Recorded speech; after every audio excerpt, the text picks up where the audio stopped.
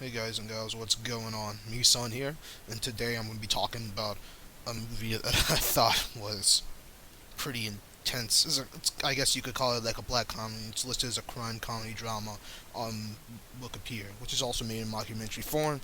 It's called To Die For, directed by Gus Van Sant, screenplay by Buck Henry. It's based off of a book also called To Die For by Joyce Maynard. Now, this movie is it's like a cautionary tale, man. It's the way it's a great movie, honestly. But like, oh man, where do I start? So you got this character named Suzanne Stone. She's played by Nicole Kidman, by the way, in her prime. She was sexy as shit in this movie, in every way possible. She wants to become like a world-famous news anchor. She wants to be basically like Barbara Walters or what's her name, Katie Couric, stuff like that. That's who she wants to be. But she's in like this small town in New Hampshire, and she gets married to this guy named Larry Morato, played by Matt Dillon. And they're both really attracted to each other. Matt Dillon, back in the day, all the chicks loved him. They probably still do now, but he was like, this is mid '90s. I think this movie came out in 1995, so he was still like, a pretty young guy for the most part, like what, 30s, something like that. And she's her hypergamy, I guess, kind of kicks in because she marries him basically because he's a part of a family business. His dad runs a bar and a restaurant, and she believes that the family business that he has will keep her financially comfortable as she begins to climb the network, to go to the climb the ladder to go to the network news stations. And she starts as a meteorologist at a local cable station called WWEN. And at first, she's ambitious, at least compared to other women. Like she's kind of using this dude for land, but she's attracted to him physically, but she really doesn't care about him in that way, like, or like really at all. She wants to get. She's just using him as a means to an end. So she wants to get up to the news ladder, climb the ladder and become this huge news reporter or news anchor. She wants to become famous, basically. And you know, Jimmy basically sees this, and he's getting to the point where he's about to inherit it all on his own. He's going to be really running shit, and he wants her to, basically stop doing that. He doesn't want her to be. She doesn't think. First of all, he doesn't think that she's going to be able to make it, and she's the way she reacts to this. There's a reason why this movie is called To Die For. She does not like this at all, and well, yes, I'm not gonna say it's right. I'm sorry, I said Jimmy. His name is Larry, played by Matt Dillon. It, like Larry's not in the right to make her, stop what she wants to do and what she loves to do. But it's, you can kind of understand where he's coming from. He's overall a good guy. He's probably the most likable guy in the movie. He's just like a normal dude who married a woman. He didn't know who she really was. He was just really attracted to her, and he could get her. And he thought that she was gonna be like a dotting line, but she had other plans.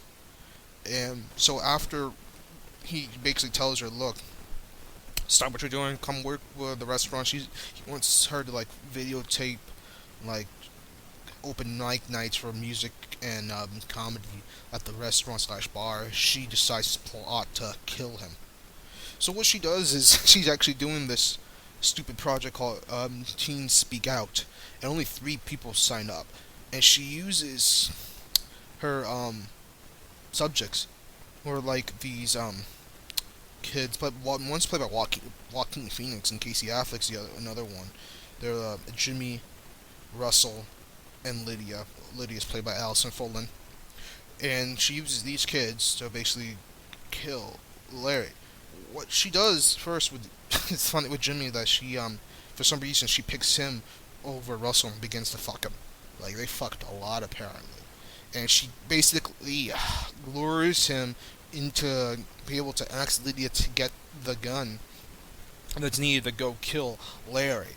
And it's interesting when they were speaking to Jim, because this is a mockumentary style. So it's basically all these guys are being interviewed about what went down, and spoiler alert: Jimmy ends up in jail because he's the one that ended up shooting Larry.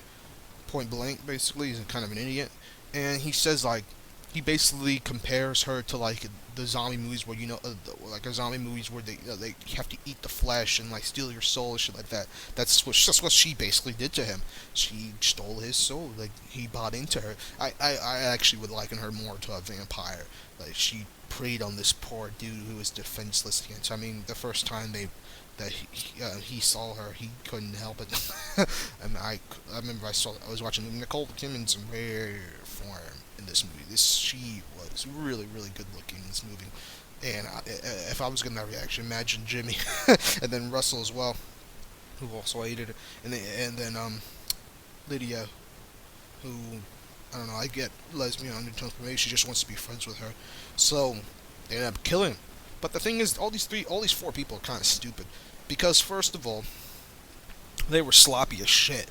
They left like clamshells. There was brains and blood on Jimmy's shoes, fingerprints all over the guns. The, the way this, and then first of all, this character of Suzanne was also extremely stupid. Like, I don't get it. This stuff happens in real life. That's the scary thing about this movie. It's actually pretty damn realistic. People do shit like this, women especially. Why didn't she just leave? She could have gotten the divorce. Like, why? I don't. It's freaking insane how shit like that really goes down. You know. So they ruled Larry's death as burglary murder. At first, but then they saw the Teen Speak Out video of Suzanne at Jimmy's school. Yeah, and Jimmy basically discreetly hints at their relationship, and they arrest Jimmy, Russell, and Lydia.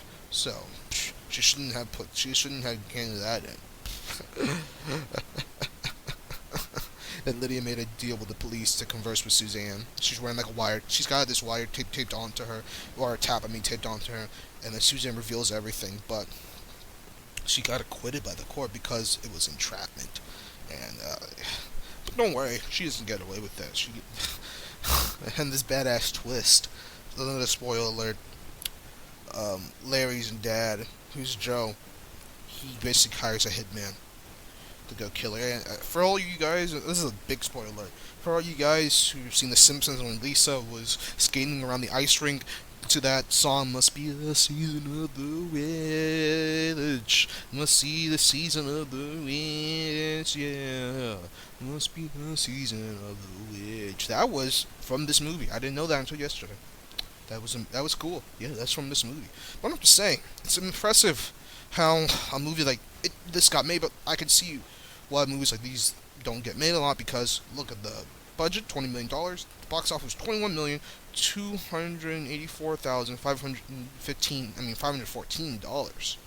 So with advertising, it probably made no money. It probably lost money, to be quite honest.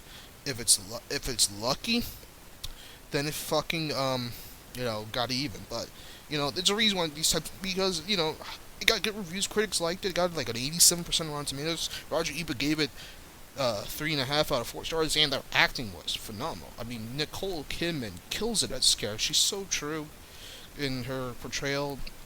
Maniacal, stupid, a bitch, conniving. I mean, she's one of the most unlikable leads I've seen in a movie. I was saying, that bitch. And this movie, like I said, it's a really good cautionary tale, because you'd be reading stuff about, okay, a woman, like, stabbed her husband and took his intestines out after sex.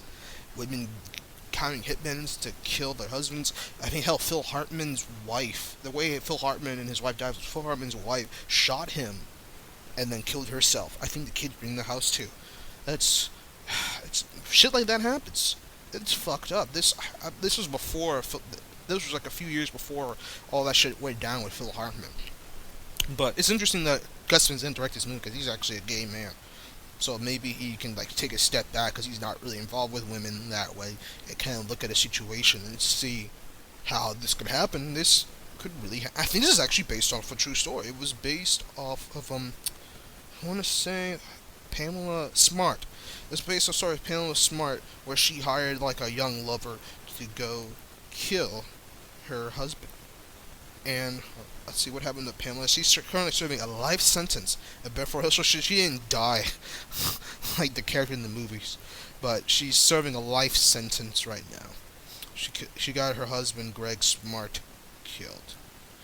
Yeah, and that actually was the basis of a Law and Order season 2 episode called Reunification. But this is a great movie. I recommend everyone to watch this. It's I don't. It kind of sucks that they don't make movies like this nowadays, and it's a shame because Hollywood kind of lost a lot of originality. How do you just make shit that are sure bets they can make money off of? They like franchises, they like superhero movies, action movies, animated movies. Animated movies are actually really cool. Like Zootopia was great. I heard great things about Finding Dory and stuff like that. And I think Mona's going to be good. But you don't really get movies like these anymore that really tell real hardcore truths about human nature and, quite frankly, female nature. It's kind of a shame, to be perfectly honest. And I'd like to see more of that. Gus Van Sant, his work has kind of faltered lately. All these people in this movie, Nicole Kidman's working pretty good. So is Joaquin Phoenix. Casey Affleck's done alright, but no one else really is like nailing it. And Matt Dillon's kind of like whatever now. There was Elena Douglas, who played his brother, I should say. She was good in this movie. And David Cronenberg was actually in a freaking cameo in this movie. But apparently, Rain Phoenix, who is Joaquin Phoenix's older sister, was also in the movie as well. But you just don't see films like this nowadays. I guess it's because you got to see bullshit, feminist bullshit, I should say, like Ghostbusters. I mean, all female Ghostbusters. I don't even see the movie. Just from what I'm hearing, it just sounds, at the best, it's a dumb comedy. And you get more of that now. And that movie's not even doing that well at box office. Like, it's doing okay, but like it's not making money. It's not going to be a big hit like they all expected. So they're not willing to take risks. So I'm kind of happy that people are shitting on the movies outside the animated movies of this summer, because it just shows you that's not what people want to see. They want to see something really good. They want to see something like this. This movie came out 21 years ago, and it's still like a movie that people talk about to this day because it had great acting, great writing, great directing. It was a very interesting story, a real human story, and it didn't bullshit you. They didn't try to make her like a good, likable character. They showed her for who she was. Like, I mean, she had charisma. She was very attractive, but she was an evil, conniving bitch, and that's the fact of the matter. So anyway, I hope you guys enjoyed today's podcast, and if you'd like it, go ahead. Please click that like button, click that subscribe button. Why don't you follow me on Twitter? Check out my blog. If you want to see and hear more of these videos, why don't you go help on Patreon? And I'll talk to y'all next time. Later days.